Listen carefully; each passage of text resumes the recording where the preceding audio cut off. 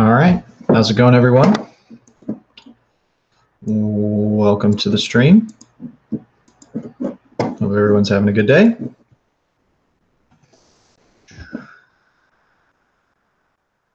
All right, well, it's just me as of yet, but I'm here, and cool. All right, well, just wait for people to show up.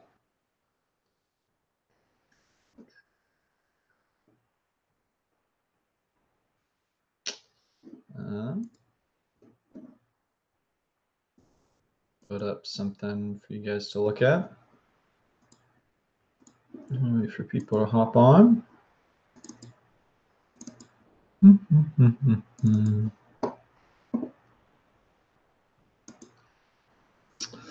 Let's see.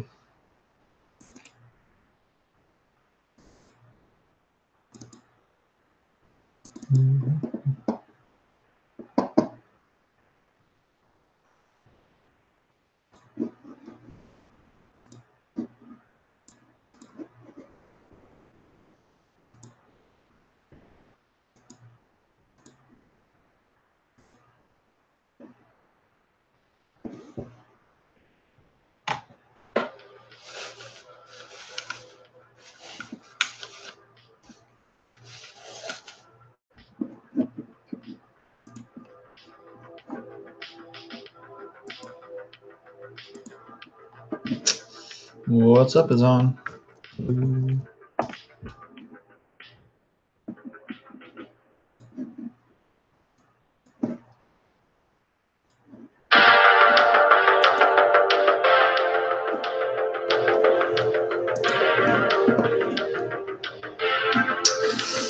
Zon, it's you, me, and one other person. Who's the other person here? Woo! People are feeling confident about this AP exam. It should not be. You're good, man.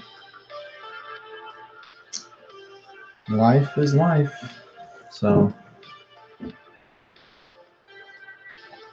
all right, well,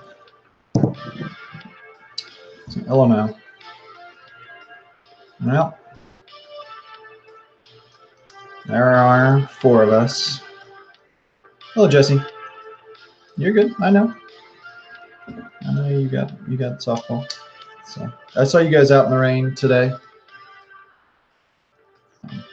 All right. Well, you guys are here, so I'm gonna post some questions. And I'm sure it's on this wonderful non-school day, basically. All right. So let's get some questions up for you guys. Let's see.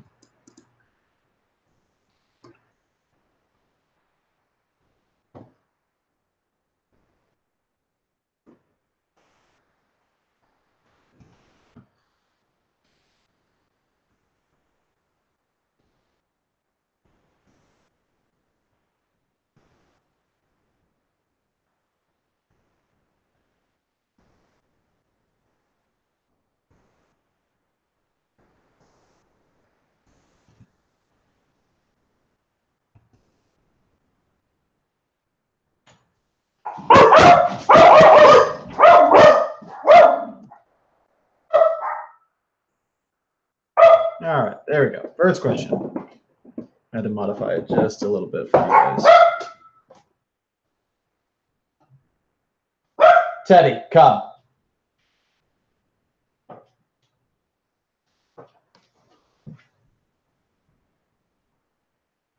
Relax, relax.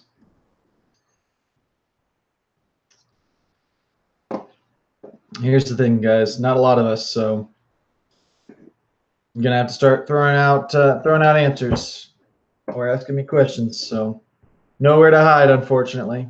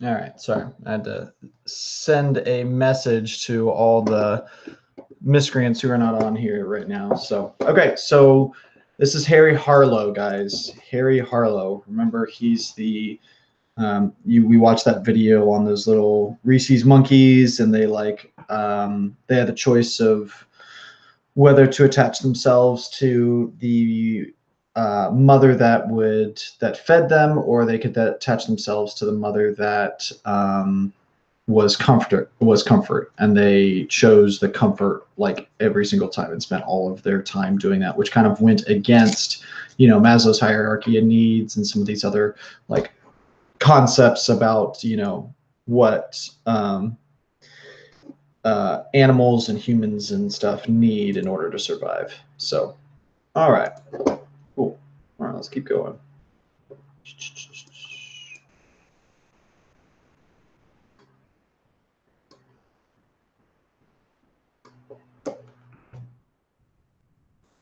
Next question. Aha! People hopping on. Welcome back. Or welcome. Good. Remembering that you don't actually have anything better to do tonight other than be on the stream. That's what it's all about.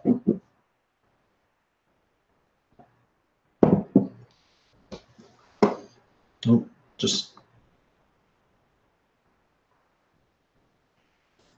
we're just sitting up with questions at the moment. Unless you guys have some specific questions.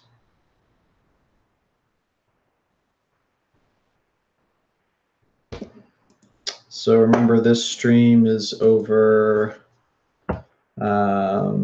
learning, cognition, development,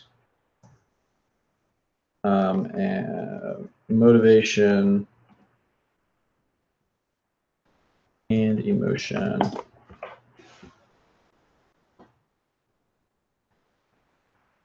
Not reward. We're talking about motivational theories. Not looking for reward.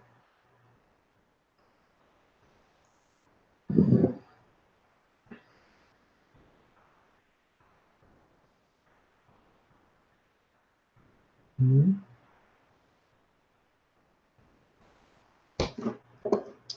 So this one is this is arousal theory. So remember, this is talking about arousal theory is talking about how we are seeking optimum levels of arousal. When Mr. Monk was done with work today, yeah, good, Jesse. Yeah, when Mr. Monk was done with work today, he came home and he took a nap. It's about as exciting as it gets for him, and he doesn't really need anything else. He doesn't need to go out and party. He doesn't need to go out and spend time with friends. Like, he's hit the maximum amount of excitement he wants in his life. So that is arousal theory. All right. Let's see.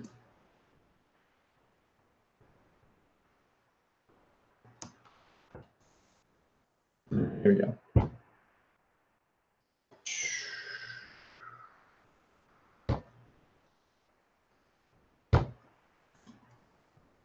Okay, next question.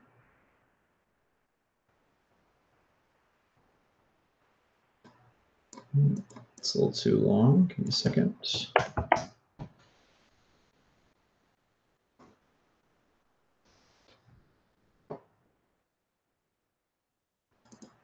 The question is asked in the plural, but it's a singular one. It's just one. Just looking for one.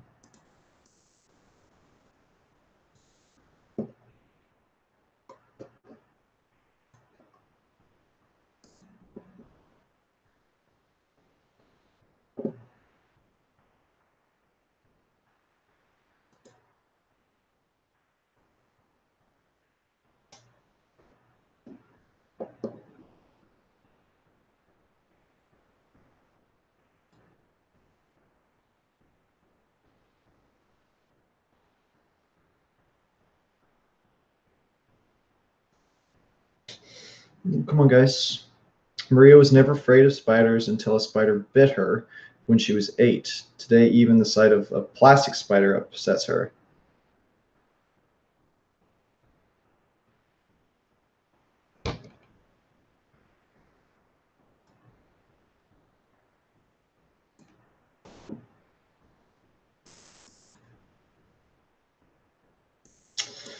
So this is actually what we would call classical this is actually classical conditioning, because this is, so if you have to take a step back and look at what's happening is she gets bit by it, and so that becomes the naturally occurring relationship, and the plastic spider in this instant actually becomes the neutral stimulus. And so this is actually, hello, Monica. Remember, operant conditioning is when you have, operant conditioning is the learner is active in the environment. They know that something is going on, that they are, training Teddy to sit or to heel or to do whatever. Where classical conditioning, the learning is not active. It's what we'd call passive learning. All right. So let's see.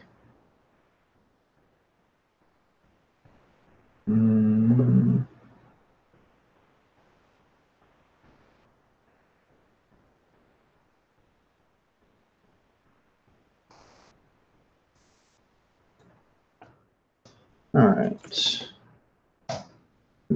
More questions.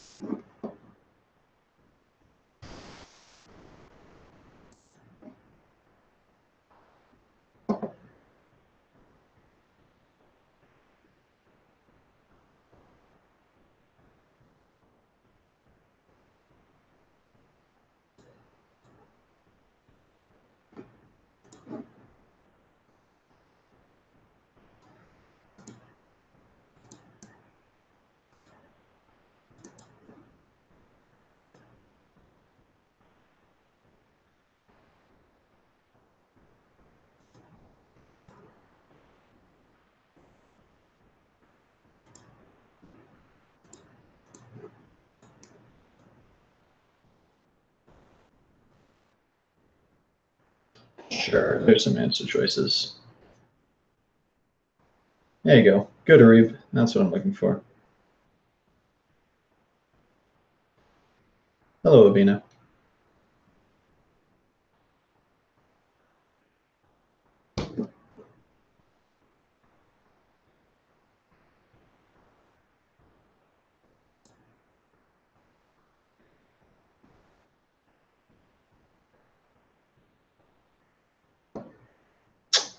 Yep, rehearsal. Okay, let's go next one.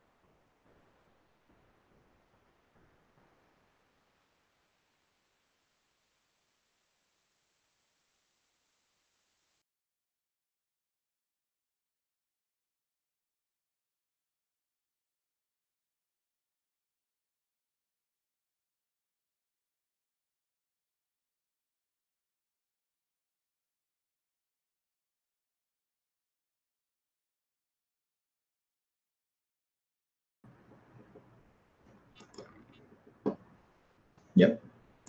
Positive reinforcement works. Yep. Good. Okay, let's see. Next question. This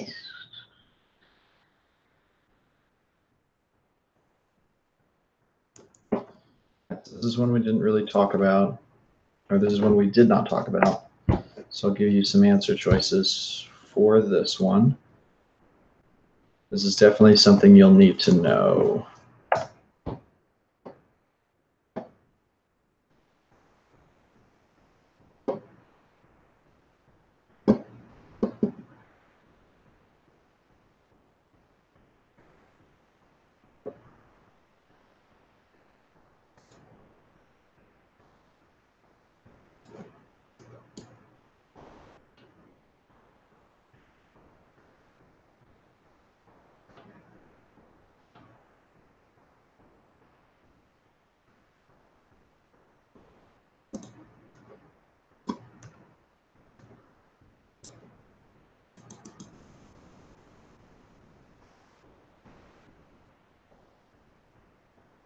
Okay. We are looking for A here, fetal alcohol syndrome. Yep, which is the following is more associated with the environmental effects than with genetic influence. So, so just like take a second and think about what this is saying. So A is the correct answer. B, prenatal maturation, that sounds very much just like genetics, like just what's naturally occurring in the body. Temperament, I could see temperament having some impact from the environment. But rooting reflex is all genetics because that's instincts. And then sequence of motor development is all instincts. So you're kind of down for between A and C, and fetal alcohol syndrome is basically when the mother of the child, when the mother drinks too much alcohol while she has the child within her, it'll oftentimes the child becomes intellectually disabled. They have like facial structure issues, like they're not born properly. Yeah, while drinking while they are carrying, which is an environmental effect on the child as it's being born. Like all of that alcohol heavily influences it. So it is the most right, but it's an outside impact. It's not talking about the genetics other than a genetic influence. That's not a genetic influence. That is a environmental factor.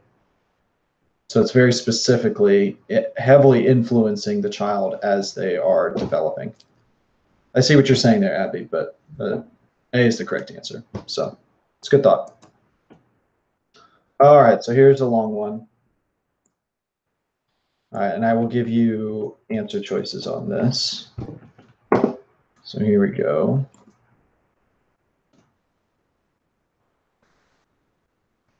Oh no, I didn't copy it. Hold on. Answer choices are incoming.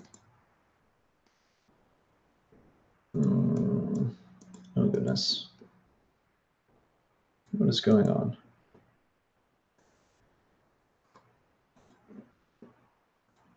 Everything is exploding. Why is this not working? Okay, hold on.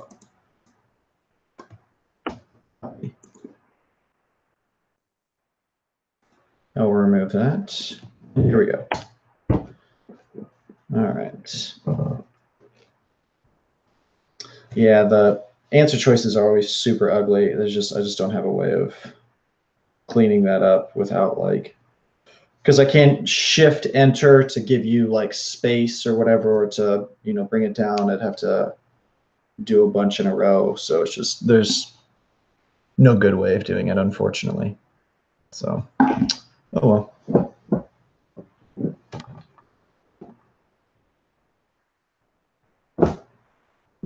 Oof.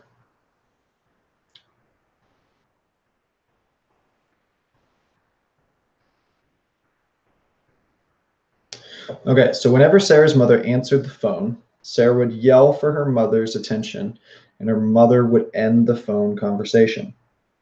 Okay. Then Sarah's mother began ignoring Sarah's yelling, and eventually Sarah stopped behaving that way. The change in Sarah's behavior is an example of extinction. Okay, extinction. So this is just talking about the learning process, okay?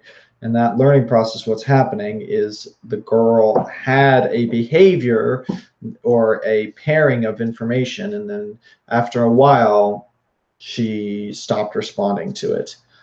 So systematic desensitization is a slow process, and it's like you're slowly building them down. So instead, you would the way that would need to be systematic desensitization is that's a therapy, and like that's something that we talk about in therapy. That's just not what we're looking for here. Response generalization. Remember, generalization is you have a neutral stimulus that is similar to the conditioned stimulus. It's, when I get home, even if if I don't, beep my car or whatever, but me just driving in is still enough of a reaction for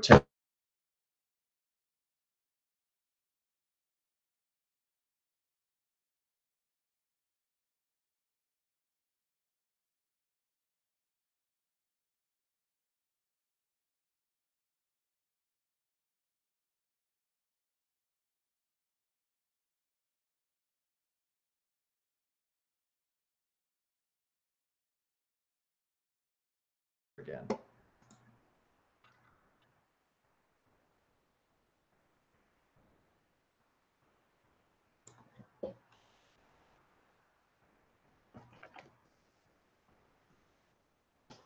Can you not hear me?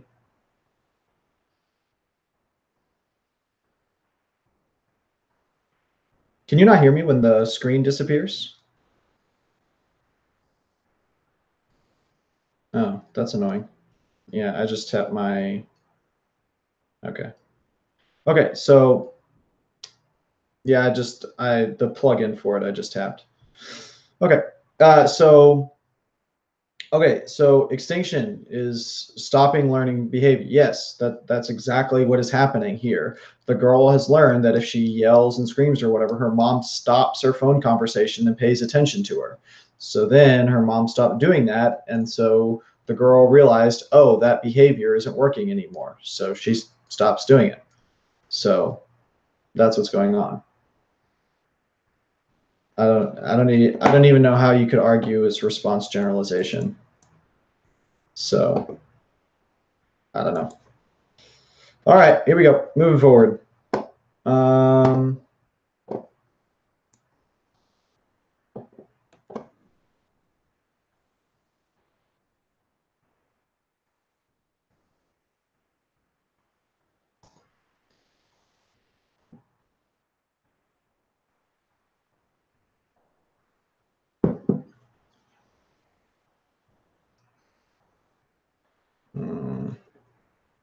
Let me put some answer choices up.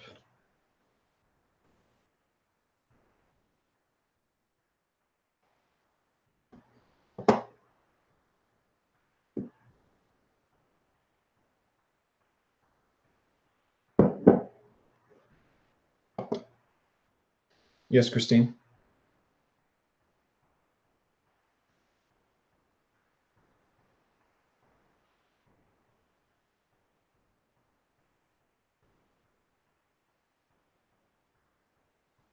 What am I holding on for? Remember, phonemes are the smallest unit of sound, and morphemes are the smallest unit of meaningful sound. Yeah. The correct answer are phonemes. Phonemes are the correct answer.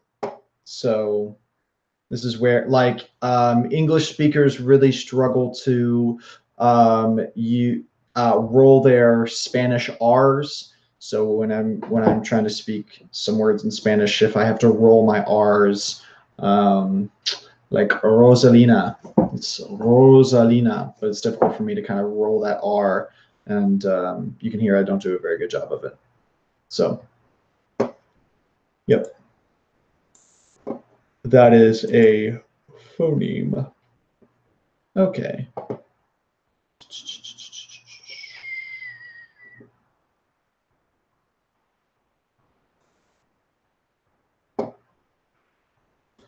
right. Next question.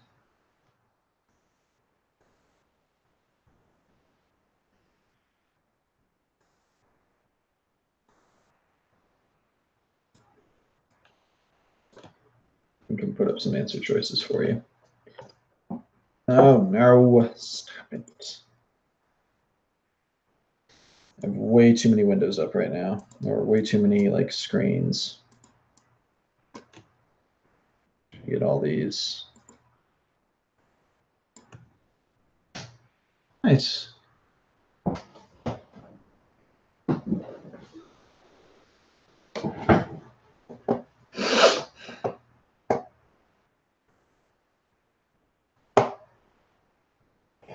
Oh.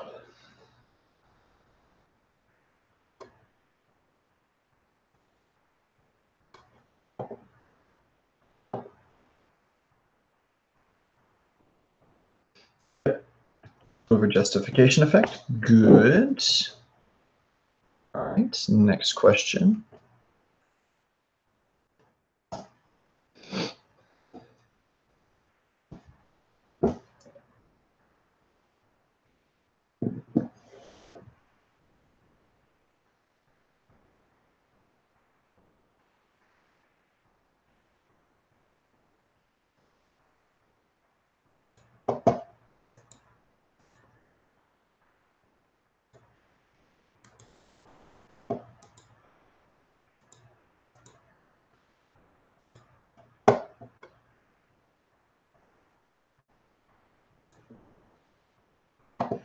You're right, critical period. So just take a step back and just recognize imprinting is, yes, I did, Christine. Yeah, I did. So thank you for catching that.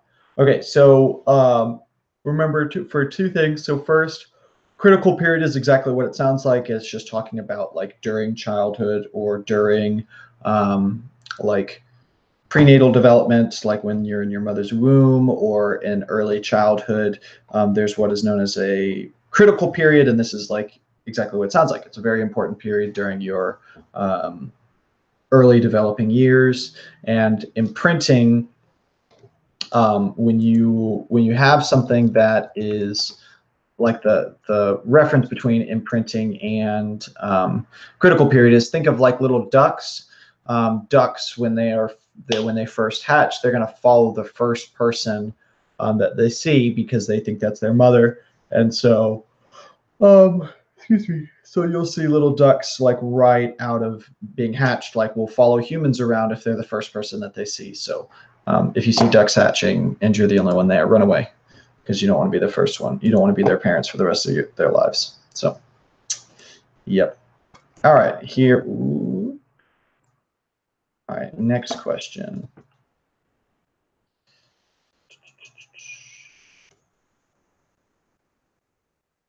I'm drinking water.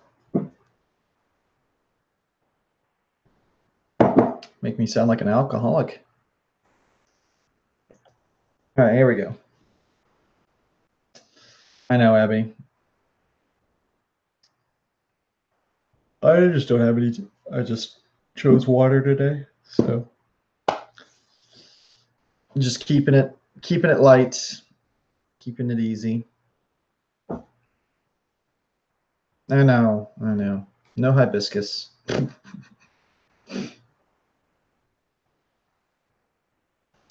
Let me put some answer choices.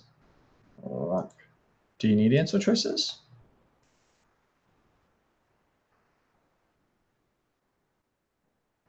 Here are your answer choices. Listen, you jelly, Abby, that I have cool mason jars for all of my cups. But now I'm out of water. It's very disappointing.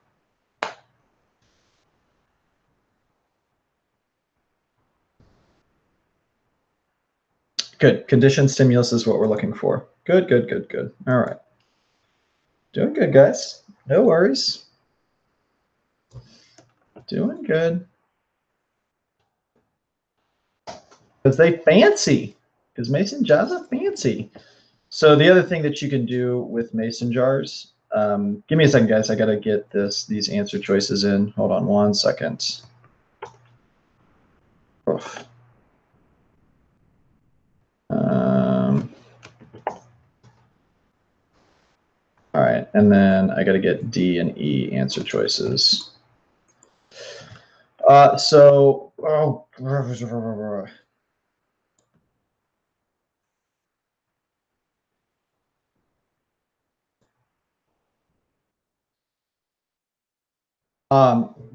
the cute thing about mason jars is you can see that they have these rooms on the top, so you can get lids for them. So like this can be a cup for water, but it also can be like I do a lot of meal prep stuff, and so like I make a lot of soups, and so you just put the soup in here and put the lid on top. So, yep, makes it easy. Oh, hey, Cassie. Yes, I do remember you. Why are you on here? Just have nothing better to do with your life? How's it going? Life going all right?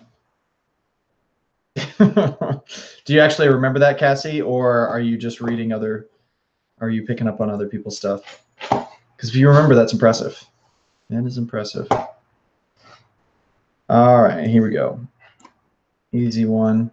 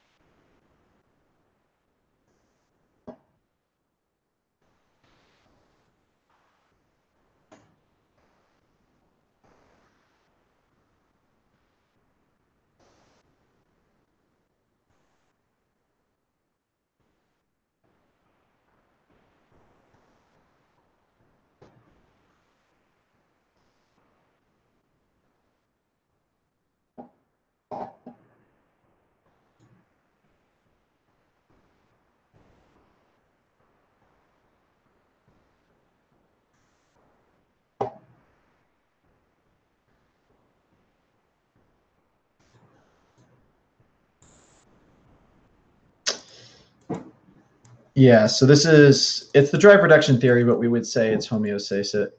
We would say like homeostasis. This one is specifically motivation and emotion because it's the drive reduction theory. Yeah, I can do the classical conditioning stuff. Yeah.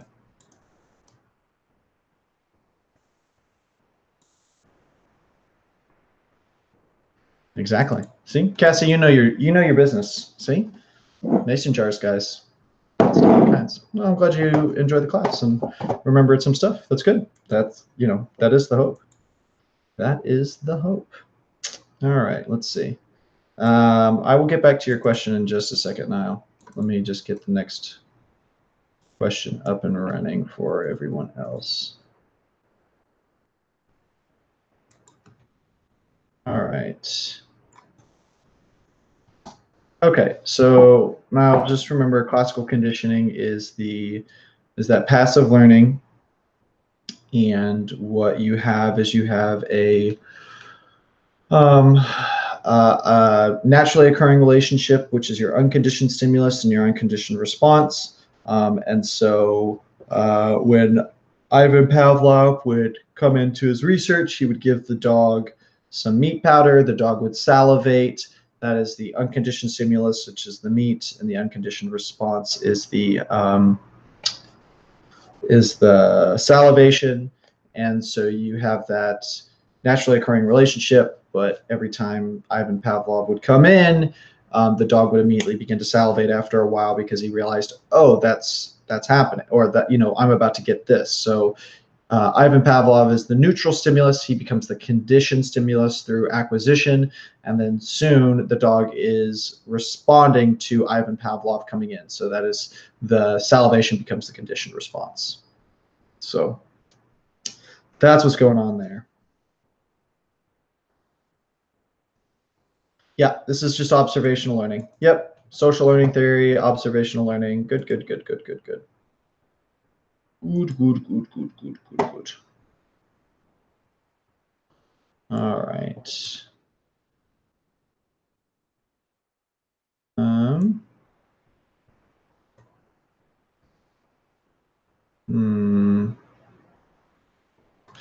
All right. This type of question comes up a lot for some reason. Let's see if you guys can get this. This answer choice comes up a lot. There's like 3 or 4 of them. So I don't know why. I keep forgetting to start putting in it and start teaching it.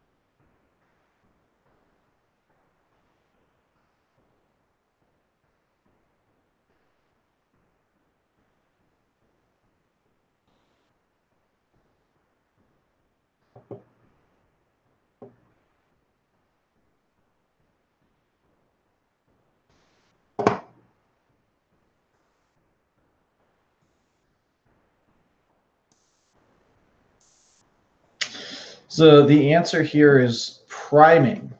Priming. So I just keep, like I said, I just keep like forgetting to talk about this.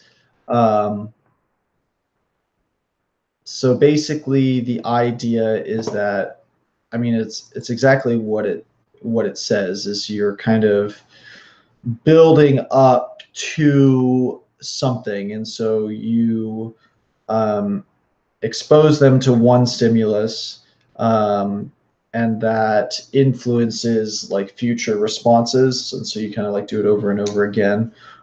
So was a big example. So I could like prime you guys to do like, let me see if I can get you a picture. So let me show you a picture of this.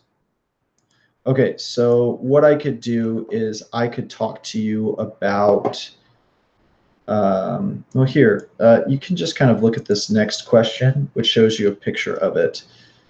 And that'll give you an idea of what I'm talking about. So look at question number 13 on here.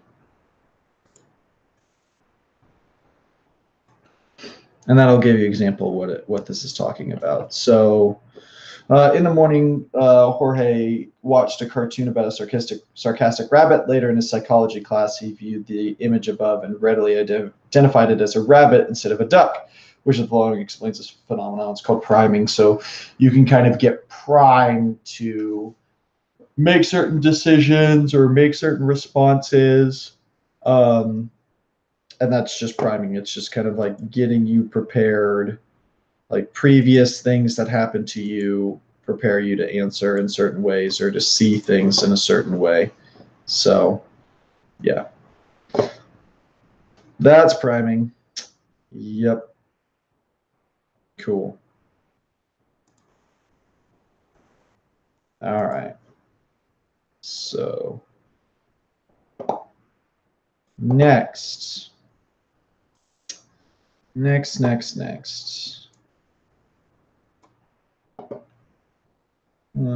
we go.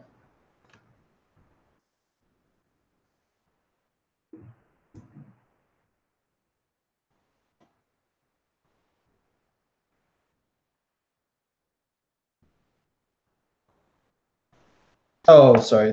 I grabbed the wrong question. This is a sociology question. It's already up, so we'll just finish it off.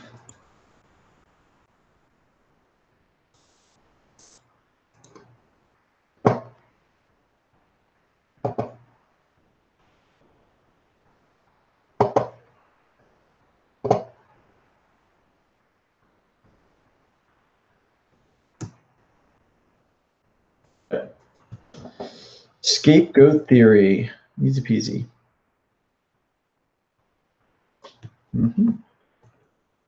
Good. All right, next question. Scapegoat theory.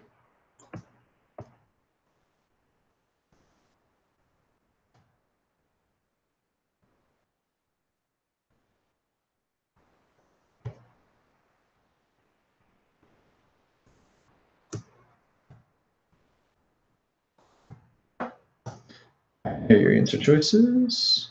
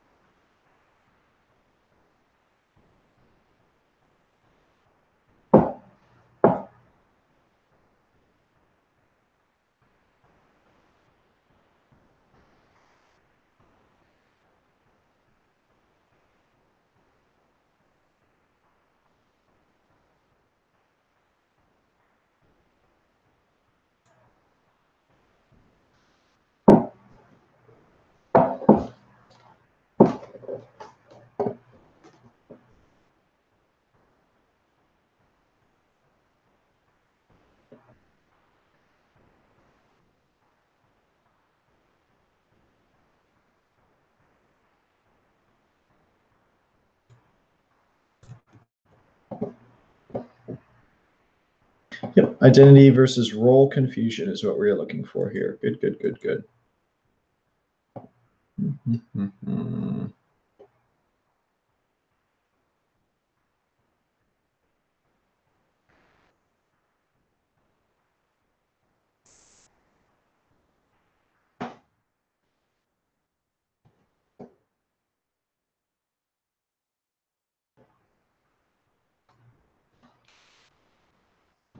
Okay, what theory of motivation is this talking about?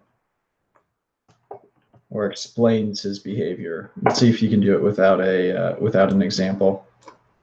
You should be able to get this one without an example or without choices. Yep. Good. Good. Drive reduction theory. Excellent. Moving forward. Drive reduction theory. Drive reduction theory. Yep. Moving to the next one. Sorry, I probably should have given you longer, but moving on.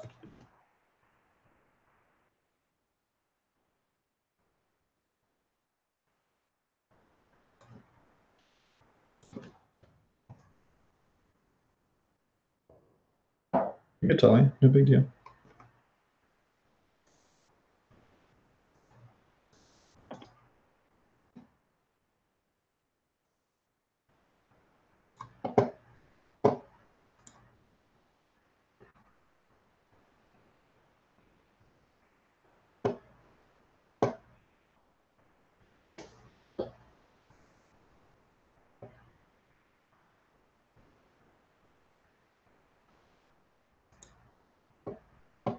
Okay.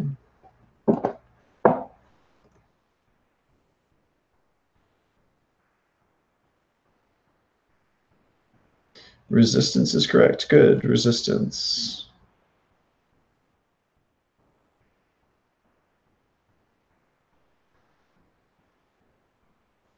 All right. This is literally just a common sense, like just think it through type question. So let's just use our brains. What do you think is the correct answer here?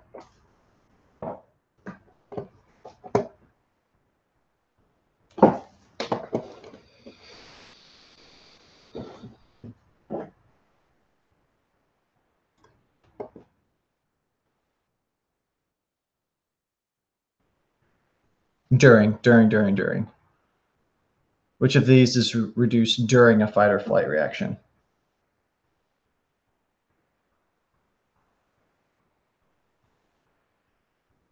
Yeah, A is definitely not the correct answer. It's not what is, like, it's not what goes up. It's, yeah, it's what is not.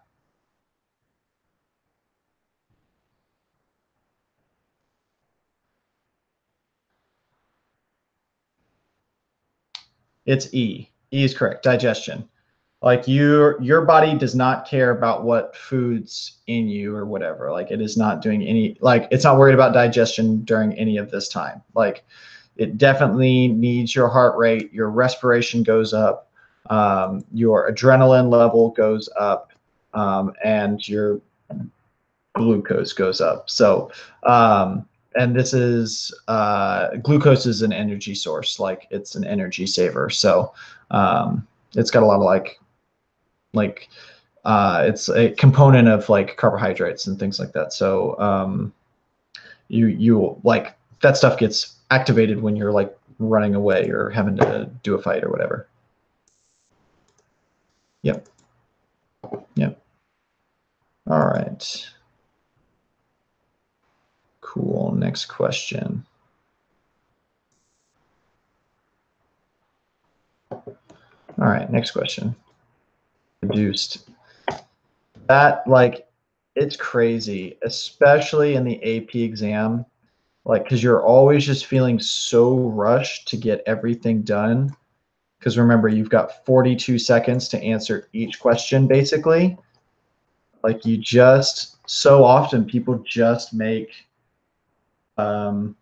reading errors, and so many questions are like just common sense. Like just stop what you're doing, think about the question and what it's asking, and you'll get it right. And people just often struggle with it. Often miss the really, really obvious things.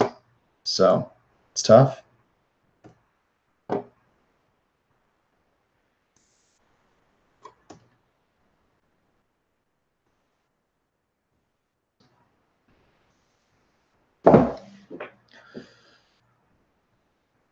B is the correct answer with this. Okay, Mary Ainsworth, just remember the strange situation.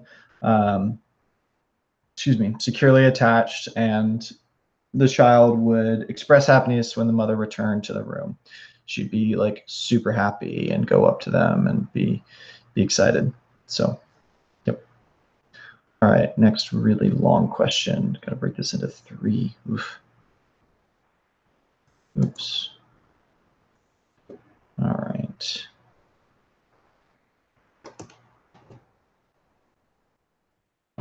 Oh.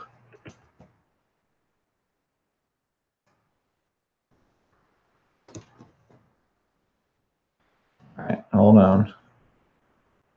One.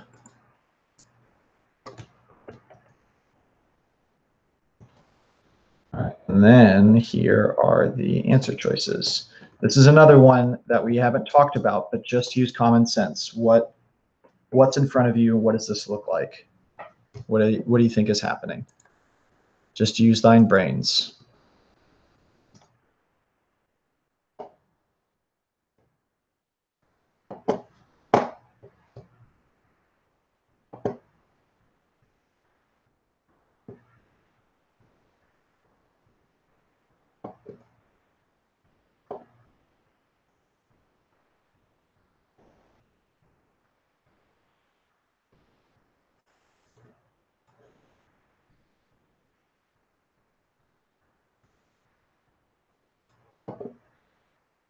It is a long question.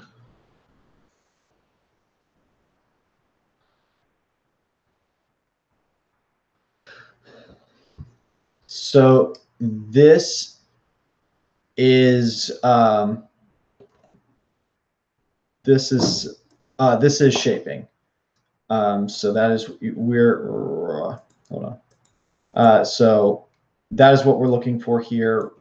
As shaping is just this idea that if you are teaching someone something that is very complex, you can't just be like, here, this is how you write essays. No, you've got to learn how to, write a proper sentence and get a structure and write words right. So you just have to build your way up. And so you shape, you mold the person, mold the behavior in the way that you want it to. So that is shaping.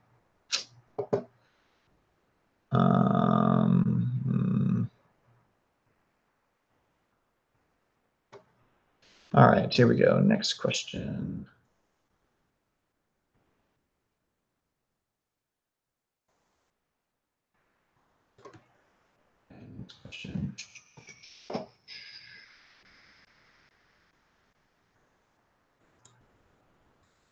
Oh, implicit learning is learning like complex information without our awareness that we're like learning stuff. It's a little like classical conditioning, but it's specifically talking about like really big, like interesting or like concepts that are really complicated or difficult or whatever. So that is implicit learning.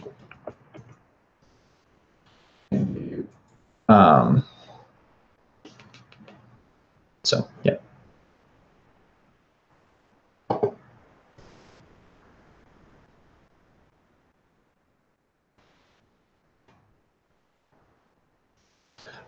An example might be like how to ride a bike or how to swim. Like the reason, like those things are actually like the amount of like muscles that are involved and the things that you have to do are actually quite difficult, and there's a lot happening. And so that would just be an example of, you know, like all of the like specific mechanics of like how to move your arms and what you're supposed to do. Arms or legs or whatever is actually a lot, but we just kind of pick that stuff up pretty quick. Okay. Yes, that is correct. A is what we are looking for. Good. All right.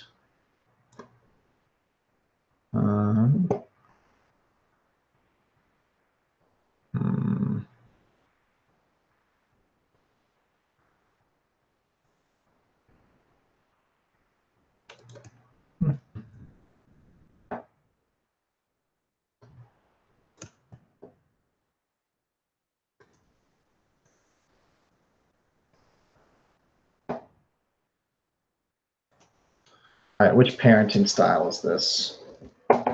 You don't need answer choices. Parenting style.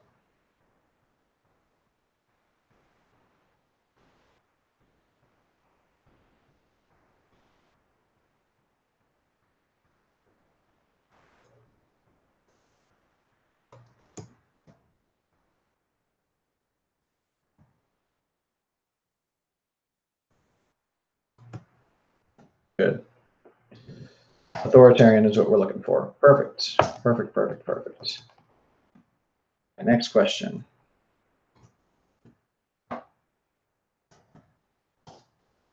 Next question. Yeah, authoritarian. Remember, authoritarian is the parent that is high in expectations but low in responsiveness. And so they expect a lot from the kid, but there's not a lot of support behind it. And so you have the parent that expects the kid to get good grades, but if they don't, there's like harsh punishments. And then authoritative is the healthiest of the parenting styles. High expectations, but high in support. That is the major difference.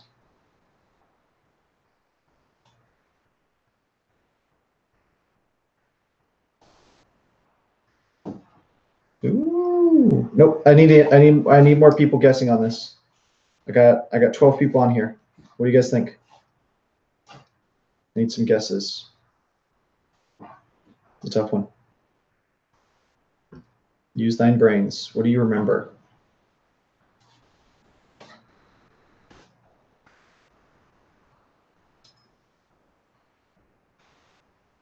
Hello, Teddy.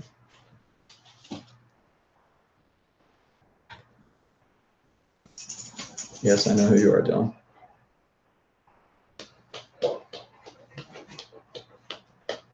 Come on. Hold on. Teddy is wanting attention / to say hi to you guys. No, come here. Wait. Come on. That was it? That's all they're going to get? Come on. They pay good money to see you. They don't want to see me. Where's Teddy? He's chilling. And that's his little bed that he sleeps on while you guys are listening to me. And there you go.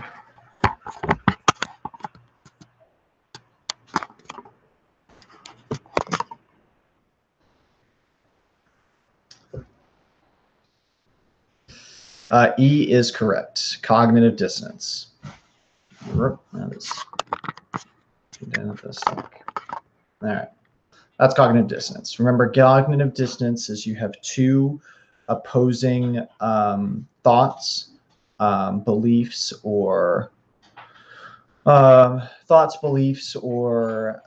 actions, and those beliefs or those actions like hit up against each other, and so we are then pushed to make a decision either one way or another.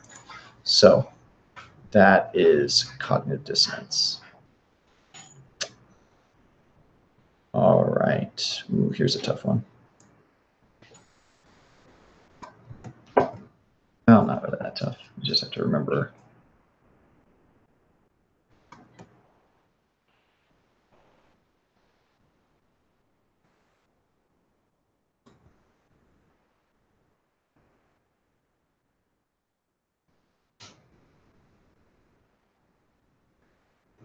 All right, here.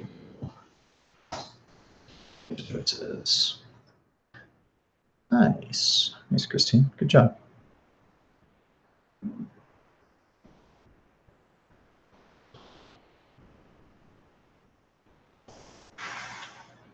Good. Good, good, good, good, good, good. All right. We got one more question, and then I'm calling it for tonight. Let's see. Let me do that. B is correct. Good, guys. Good. Here we go. A nice, easy one to end the night on. No support, though. You got to do this on your own. No answer choices. You got to know it. You got to know it.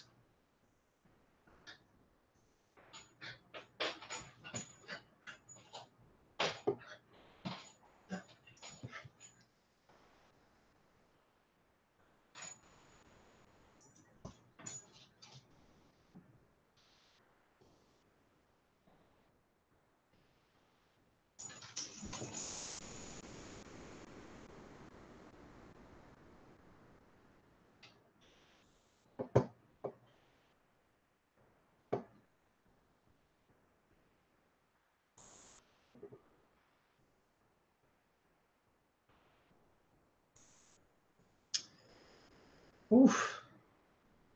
Yes, negative reinforcement. Negative reinforcement is what we're looking for. Yep. Stop his uncle's constant requests. Jimmy takes out the garbage. This makes him more likely to take out the garbage in the future. Jimmy's behavior is controlled by which of the following types? Negative reinforcement. He is reinforcing